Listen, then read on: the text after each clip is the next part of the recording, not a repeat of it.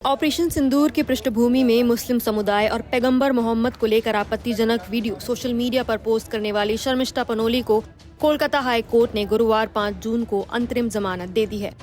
Justice राजा बसु चौधरी की bench के सामने पेश सुनवाई में स्टेट के एडवोकेट जनरल किशोर दत्ता ने बताया कि पनोली गिरफ्तारी से बच रही थी और उन्हें राज्य के बाहर से पकड़ा गया। उन्होंने तर्क दिया कि जमानत के लिए आमतौर पर नियमित जमानत की प्रक्रिया अपनाई जाती है, न कि सीधे अनुच्छेद 226 के तहत हाईकोर्ट में याचिका दायर कर राहत मांगी जाती है। कोर्ट ने शर्मिष्ठा को अंतरिम जमानत दे दी और आदेश दिया कि वो मजिस्ट्रेट के समक्ष जमानत की पुष्टि करें और जांच में पूरा सहयोग दें। साथ ही चीफ जुडिशियल मजिस्ट्रेट की अनुमति के बिना देश छोड़कर न जाएं। इसके अलावा उन्हें 10,000 रुपए का बेल बॉन्ड जमा करने की भी आदेश दिया गया। सुनवाई के दौरान ये भी बताया गया कि शिकायत में पनोली का कॉलेज पता सार्वजनिक किया गया है, जिससे उन्हें कथित धमकियों का सामना करना पड़ रहा है। इस पर हाईकोर्ट ने पुलिस को निर्देश दिया कि यदि पनोली को किसी भी तरह की धमकी मिलती है तो उन्हें सुरक्षा मुहैया कराई जाए। शर्मिष्ठा के पिता ने मीडिया से बात की और खुशी जताई कि अब शर्मिष्ठा को जेल में नहीं रहना होगा। शर्मिष्ठा को मिल रही धमकियों के कारण कोर्ट से सुरक्षा मिलने पर भी शर्मिष्ठा के पिता ने बताया कि वो आश्वस्त महसूस कर रहे हैं। सुनिए उन्होंने क्या कहा। So like what DP Saab saying, as any father or any family member, you feel when your child is threatened, the parents want the security. Honorable High Court has asked the IO to provide that, and we are very happy for that actually. Because the nature of the threats, I mean, it is graphic. You cannot explain the fear that you have when people are talking about Sir Se Tan Juda, and it is mob lynching in online actually. वहीं पनोली की ओर से पेश senior advocate DP Singh ने दलील दी कि ये गिरफ्तारी उनके मौलिक अधिकारों का उल्लंघन है। उन्होंने कहा कि एक छात्रा को पहले जमानत दी गई थी, एक प्रोफेसर को भी राहत मिली थी। उन्होंने बताया कि शर्मिष्ठा ने वीडियो न सिर्फ डिलीट की बल्कि उस पर उन्हें अफसोस भी है। सुनिए उनका पूरा बयान। देखिए, कोर्ट ने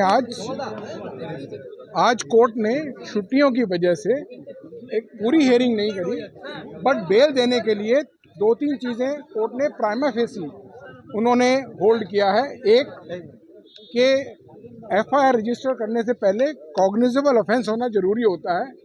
कोर्ट को लगा कि कॉग्निजेबल ऑफेंस कंप्लेंट से डिस्क्लोज नहीं होता, ये प्राइमा फेसी। दूसरी चीज़ कोर्ट को ये लगा कि मैकेनिकल ग्राउंड्स ऑफ अरेस्ट दिए गए और वो जो धारा 47 बीएनएसएस की है और जो article 22 sub clause 1 constitution of India का है, वो ठीक तरह से फॉलो नहीं किया गया, उसकी वायलेशन है।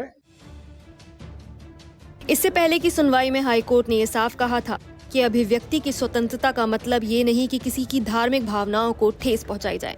न्यूज़ 24 ने श्री राम स्वाभिमान परिषद के सूरज सिंह से भी एक्सक्लूसिव बातचीत की।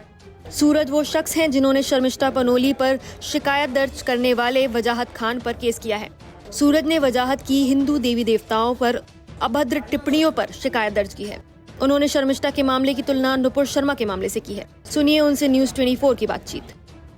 हिंदुओं ने जो लड़ाई लड़ी थी शर्मिष्ठा के मामले में, वो गलती हमने नहीं की जो हम लोगों ने नुपुर शर्मा के मामले में किया।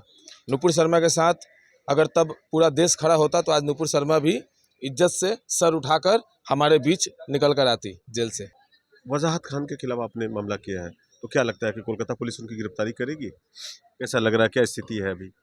जो मामला हमने किया था उस मामले को एफआईआर में नहीं बदला गया है, एफआईआर नहीं किया गया है रजिस्टर्ड। कल हम लोग को पता लगा है, कल हम लोग जब डीसी पोर्ट में हम लोग गए तब हमें पता लगा कि इस मामले की एफआईआर जो है वो एफआईआर हुआ है गोल्फ ग्रीन थाने में।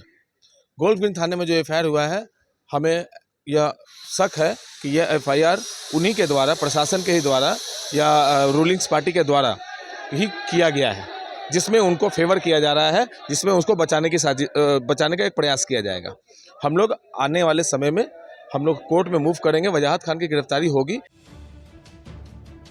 ये मामला अब भी कोर्ट में विचाराधीन है और अगली सुनवाई में इस पर अंतिम फैसला आ सकता है। शर्मिष्ठा पनोली को मिली अंतरिम राहत के बाद अब निगाहें कोर्ट के अगले संदेश पर हैं। इस पूरे मामले में आपकी क्या राय है, हमें कमेंट्स में बताएं। नमस्कार, मैं हूं मानक गुप्ता। अगर आपको हमारा ये वीडियो पसंद आया हो तो इसे लाइक और शेयर जरूर करें और हाँ, हमें सब्सक्राइब और फॉलो करना ना भूलें ताकि आप देश और दुनिया की कोई खबर मिस ना करें। तो जुड़े रहिए हमारे साथ और देखते रहिए न्यूज़ 24।